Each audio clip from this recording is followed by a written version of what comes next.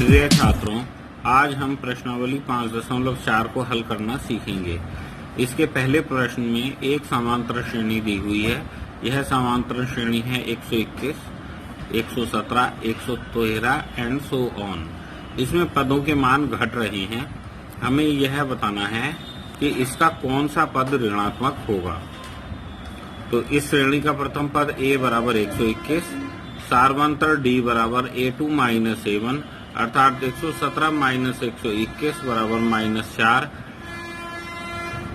इसका हम nवा पद निकाल लेते हैं। तो an बराबर a plus n minus 1 into D, तो हो जाएगा a के स्थान पर 121 रखेंगे प्लस n माइनस 1 इंटू -4, -4 से अंदर गुणा कर देंगे तो 121 माइनस 4n प्लस 4, क्योंकि -1 गुणा -4 का मान +4 होता है। 121 और 4 जुड़ जाएगा तो 121 प्लस 4 125 माइनस 4n। तो इस प्रकार हमें प्राप्त होता है an बराबर 125 माइनस 4n। यदि हम इस nवे पद को ऋणात्मक मान लें तो प्रथम ऋणात्मक पद के लिए an इज स्मॉलर देन 0, क्योंकि ऋणात्मक संख्याएं 0 से छोटी होती हैं। an के स्थान पर हम 125 माइनस 4n रख देंगे तो 125 minus 4n is smaller than 0। 4n ऋणात्मक है, इसको पक्षांतरित करेंगे तो दाहिनी ओर जाने पर धनात्मक हो जाएगा। तो 125 is smaller than 4n। 4n के साथ गुणा में है तो पक्षांतर पर भाग में जाएगा तो 125/4 इज स्मॉलर देन n। इसे मिश्रित भिन्न में बदल लेंगे तो 31 से ही 1/4 इज स्मॉलर देन n। क्योंकि n एक पूर्णांक है तथा n इज ग्रेटर देन 31 से ही 1/4, तो 31 से अगला पद होता है 32, इसलिए n बराबर 32, अर्थात इस श्रेणी का 32वां पद ऋणात्मक होगा। प्रश्न संख्या 2 में हमें बताया गया है कि एक समांतर श्रेणी के दो पदों a3 और a7 का योग 6 है। तो अब चूंकि इस समांतर श्रेणी में हमें प्रथम पद और सार्वंतर या किसी भी चीज की जानकारी नहीं है, तो हम इसको इस प्रकार चूज करेंगे कि प्रश्न को हल करने में सुविधा हो। तो हम समांतर श्रेणी को a से a plus d, a plus 2d, a plus 3d and so on ना लेकर के थोड़ा और पीछे से शुरू करेंगे। तो a से एक पद कम क्या होगा, a माइनस डी। a से 2 पद कम क्या होगा, a माइनस 2d। a से 3 पद कम क्या होगा, a माइनस 3d। a से 4 पद कम क्या होगा, a माइनस 4d। तो हम समांतर श्रेणी को a माइनस 4d से प्रारंभ करेंगे। तो हमने माना समांतर श्रेणी a minus 4d, a minus 3d, a minus 2d, a minus d, फिर a plus d, a plus 2d, a plus 3d and so on मान लेंगे। तो इसमें अगर हम देखें तो तीसरा पद हो जाएगा हमारा a माइनस 2d और 7वां पद हो जाएगा a प्लस 2d। इसमें तीसरे और 7वें पद में अगर हम ध्यान से देखें तो तीसरा पद है a माइनस 2d और 7वां पद आया है a प्लस 2d, और हम इनको जोड़ेंगे तो 2d कैंसिल हो जाएगा। तो प्रथम शर्तानुसार a3 plus 7 a7 is equal to 6। तो a minus 2d plus a plus 2d बराबर 6। 2d से 2d कैंसिल हो जाएगा तो a और a मिलके 2a हो जाएंगे। तो 2a बराबर 6। a बराबर हो जाएगा 6/2, तो 2 से काट देंगे, 2 तिया 6, तो a बराबर 3। अब हमें दिया हुआ है कि a3 और a7 की गुणा 8 है, तो a माइनस 2d गुणा a प्लस 2d बराबर 8 हो जाएगा। तो सर्व समीका x minus Y into X plus Y बराबर X square minus Y square से, तो a स्क्वायर माइनस 2d का स्क्वायर बराबर 8, तो a स्क्वायर माइनस 2 का वर्ग 4 और d का वर्ग d स्क्वायर। तो a square minus 4d square बराबर 8। a का मान हम 3 रख देंगे तो 3 का वर्ग माइनस 4d स्क्वायर बराबर 8, 3 का वर्ग 9 हो जाएगा। तो 9 माइनस 4d स्क्वायर बराबर 8, तो माइनस 4d स्क्वायर बराबर 8 माइनस 9, माइनस 4d स्क्वायर बराबर -1, माइनस से माइनस कैंसिल हो जाएगा। तो 4d स्क्वायर बराबर 1, 4 को पक्षांतरित कर देंगे तो d स्क्वायर बराबर 1/4, वर्गमूल ले लेंगे तो d बराबर प्लस माइनस 1/2 प्राप्त होगा। अब इसके हमें 16 पदों का योग ज्ञात करना है। तो एस एन बराबर होगा n/2 2a + n-1 into D.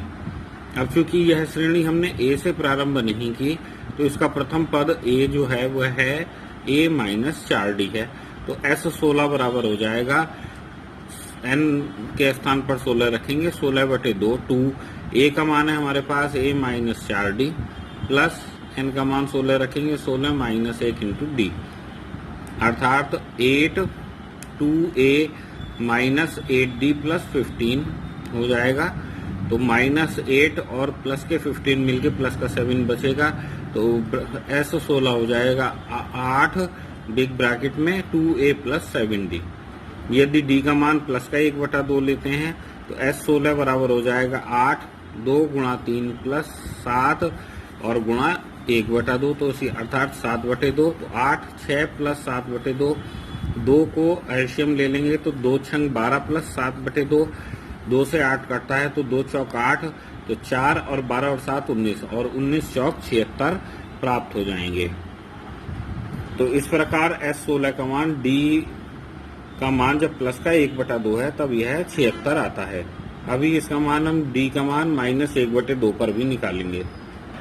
d का मान -1/2 लेते हैं तो s 16 बराबर हो जाएगा 8 बिग ब्रैकेट 2 × 3 + 7 गुणा -1/2, अर्थात 7 में जब हम -1/2 के गुणा कर देंगे तो -7/2 हो जाएगा। तो 8 बिग ब्रैकेट 6 - 7/2, 2 को एलसीएम ले लेंगे तो 8 ऐसे ही ब्रैकेट के अंदर हो जाएगा। 2 × 12 - 7/2, 2 से 8 कटता है, 2 चौक 8 और 12 में से 7 घटाएंगे तो 5 बचेगा। तो 4 पंजे 20, तब 16 पदों का योग 20 आएगा। अब तीसरे प्रश्न में हमें दिया हुआ है कि एक सीढ़ी के क्रमागत डंडे परस्पर 25 सेंटीमीटर की दूरी पर हैं। डंडों की लंबाई समान रूप से घटती जाती है तथा सबसे निचले डंडे की लंबाई 45 सेंटीमीटर है तथा सबसे ऊपर के डंडे की लंबाई 25 सेंटीमीटर है। दोनों के बीच की दूरी 2.5 मीटर है। तो हमें बीच में लगने वाले डंडों की लंबाई ज्ञात करनी है, अर्थात हमें यह बताना है कि उसमें कितना बांस लगेगा। तो सबसे ऊपर व सबसे नीचे के डंडे के बीच की दूरी 2.5 मीटर है, 2 से 1/2 मीटर। इसे मिक्स्ड फ्रिक्शन से विषम भिन्न में बदल लेंगे तो 2 दूनी 4 और 1 5, अर्थात 5/2 मीटर। इसे अगर हम सेंटीमीटर में कन्वर्ट कर लें, 1 मीटर में 100 सेंटीमीटर होते हैं, तो 5/2 × 100, 2 से काटेंगे तो 50 बार जाएगा, अर्थात 5 से गुणा कर देंगे तो 250 सेंटीमीटर हो जाएगी। और डंडों के बीच की संख्या जो होगी, कितने डंडे होंगे, डंडों के बीच की संख्या हो जाएगी n बराबर 250/25, क्योंकि डंडों के बीच में 25 सेंटीमीटर की दूरी है, प्लस एक डंडा अधिक लगेगा। तो 25 से 250 को काटेंगे 10 बार जाएगा, तो 10 + 1 बराबर 11, अर्थात तो 11 डंडे लगेंगे। तो डंडों बीच के डंडों की लकड़ी की लंबाई जो है वो 11 डंडों की लंबाई का योग हो जाएगी, अर्थात n/2 a + l। तो इसका सबसे नीचे का डंडा a 45 सेंटीमीटर का है और सबसे ऊपर का डंडा 25 सेंटीमीटर का है, ये हमें पता है। और n का मान हमने 11 निकाल लिया है, तो इनके मान रख देंगे। तो n के स्थान पर 11 रखेंगे, a के स्थान पर 45 और l के स्थान पर 25 रखेंगे। तो प्रश्न हो जाएगा हमारे 11/2 45 + 25, 45 और 25 को जोड़ेंगे तो 70 हो जाएगा। तो 11/2 × 70, तो 2 से 70 को काटेंगे तो 35 और 11 और 35 की गुणा कर देंगे तो 385 सेंटीमीटर प्राप्त होगा। चौथे प्रश्न के अनुसार एक पंक्ति के मकानों को क्रमागत रूप से 1 से 49 तक अंकित किया गया है और उसमें एक मकान की संख्या x ऐसी है कि उससे पहले के अंकित मकानों की संख्या का योग उसके बाद वाले मकानों की संख्या के योग के बराबर होता है। तो अर्थात घरों की संख्या अगर वो लिखेंगे हम क्रम से तो वह होगी 1 2 3 4 एंड सो ऑन, और बीच में x आएगा और फिर x के आगे चलते हुए आखिर में 49 तक आएगा। तो यह इस एक समांतर श्रेणी है जिसका प्रथम पद a बराबर 1 है और सार्वंतर है d बराबर 1। तो हम n पदों का योग ज्ञात करने का सूत्र का प्रयोग करेंगे। तो Sn बराबर होता है n/2 2a plus n minus 1 into D. तो x से पहला पद जो होगा एक कम जो होगा वो होगा x माइनस 1, x से एक कम अर्थात x माइनस 1। तो हमें पदों का योग ज्ञात करना है s x माइनस 1। तो n के स्थान पर हम x माइनस 1 रखेंगे। तो x माइनस 1 बटा 2, तो बिग ब्रैकेट 2 a के स्थान पर 1 रखेंगे, n के स्थान पर x माइनस 1 माइनस 1 और d के स्थान पर 1 रखेंगे। तो x minus 1 upon 2 big bracket 2 plus और x minus 1 minus 1 x minus 2 हो जाएगा इंटू 1 से गुणा कर देंगे तो हो जाएगा x माइनस 1/2 बराबर हो जाएगा 2 प्लस x माइनस 2 प्लस के 2 से माइनस का 2 कैंसिल हो जाएगा तो x बचेगा। तो हमारा x s माइनस 1 हो जाएगा x और x माइनस 1/2। s x निकाल लेंगे तो s पदों का योग हम निकालेंगे। s पदों का योग हो जाएगा x/2 2a plus x minus 1 into D. n के स्थान पर x रख देंगे सिर्फ। तो x/2 2a का मान 1 है तो 2 इंटू 1 और x माइनस 1 इंटू 1। तो x/2 2 प्लस x माइनस 1 तो x/2 और ब्रैकेट में बचेगा हमारा x प्लस 1 अर्थात x पदों का योग हो जाएगा x इंटू एक्स प्लस 1/2। अब हम 49 पदों का योग निकाल लेंगे। s 49 हो जाएगा 49/2 2 गुणा 1 प्लस 49 माइनस 1 इंटू 1 अर्थात 49/2 और बिग ब्रैकेट में 2 प्लस 49 में से गया 48 गुणा 1 तो 49/2 2 प्लस 48 48 और 2 50 2 से काटेंगे तो 25 बार जाएगा। 49 और 25 की गुणा करेंगे तो 1225 प्राप्त होगा। यदि x से पहले के अंकों का योग तथा x के बाद वाले अंकों का योग बराबर है तो s x माइनस 1 बराबर हो जाएगा s 49 माइनस एस एक्स अर्थात x इंटू एक्स माइनस 1/2 बराबर 1225 minus x into X plus 1/2। और ये माइनस का जो पद है वह पक्षांतरित होकर के बाईं तरफ आकर के धनात्मक हो जाएगा। तो x into x minus 1/2 plus x into X plus 1/2 बराबर 1225। x/2 कॉमन ले लेंगे तो x minus 1 plus x plus 1 और बराबर हो जाएगा 1225। माइनस 1 और प्लस 1 कैंसिल हो जाएंगे, x और x मिलके 2x हो जाएंगे। तो x/2 इंटू 2x बराबर 1225। 2 से 2 कैंसिल हो जाएगा तो x into x x square अर्थात x स्क्वायर बराबर 1225। इसका वर्गमूल ज्ञात कर लेंगे तो x बराबर 35 प्राप्त होगा।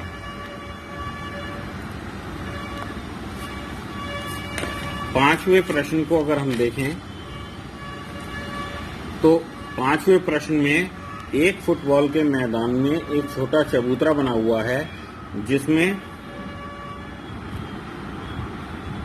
15 सीढ़ियां बनी हुई हैं और प्रत्येक सीढ़ी की लंबाई 50 मीटर है और वह ठोस कंक्रीट से बनी हुई है तथा प्रत्येक सीढ़ी में 1/4 मीटर की चौड़ाई है अर्थात ऊंचाई इसकी 1/4 मीटर है और 1/2 मीटर का फैलाव अर्थात चौड़ाई 1/2 मीटर है। तो इसलिए लंबाई 50 मीटर, चौड़ाई 1/2 मीटर है और ऊंचाई 1/4 है। तो पहली सीढ़ी को बनाने में प्रयुक्त कंक्रीट का आयतन LBH तो यह हो जाएगा 50 गुणा 1/2 गुणा 1/4 अर्थात 50/8 मीटर क्यूब। दूसरी सीढ़ी को बनाने में प्रयुक्त कंक्रीट का आयतन हो जाएगा। अब दूसरी जो सीढ़ी है उसकी ऊंचाई बढ़ जाएगी, ऊंचाई बढ़ करके 1/4 मीटर की दुगनी हो जाएगी।